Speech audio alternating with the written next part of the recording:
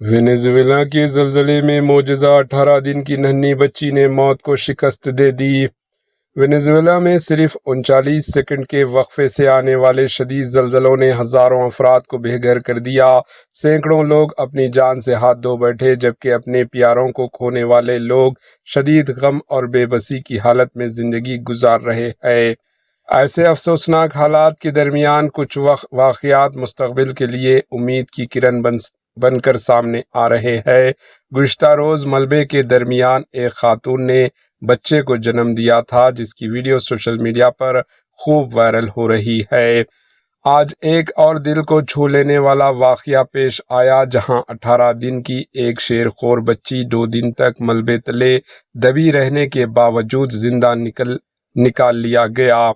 بچی کی رونے کی آواز سن کر امدادی کارکن فوراً الرٹ ہوئے۔ انہوں نے انتہائی احتیاط سے کنکریٹ سے بھرے ملبے کو ہٹایا اور ننھی بچی کو بحفاظت باہر نکال لیا۔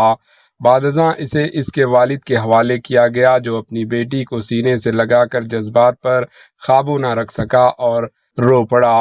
اس منظر نے وہاں موجود ہر شخص کی آنکھیں نم کر دی۔ ریسکیو ٹیم کی اس کامیاب کوشش پر وہاں موجود لوگوں نے تالیاں بجا کر امدادی اہلکاروں کو خراج تحسین پیش کیا۔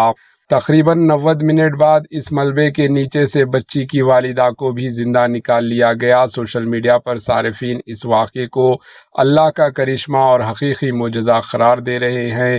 دوسری جانب اپنی جانوں کی پرواہ کیے بغیر رات دن امدادی کاموں میں مصروف ریسکیو اہلکاروں کی دنیا بھر میں بھرپور تعریف کی جا رہی ہے۔ Bureau report AHN news. Ahí está. Cremita, la cremita que le hicieron. AHN news کے YouTube چینل کو سبسکرائب کریں اور بیل آئیکن کو دبانا نہ بھولیں، تاکہ آپ کو ہر نئی آنے والی ویڈیو کا نوٹیفیکیشن بر وقت مل سکے۔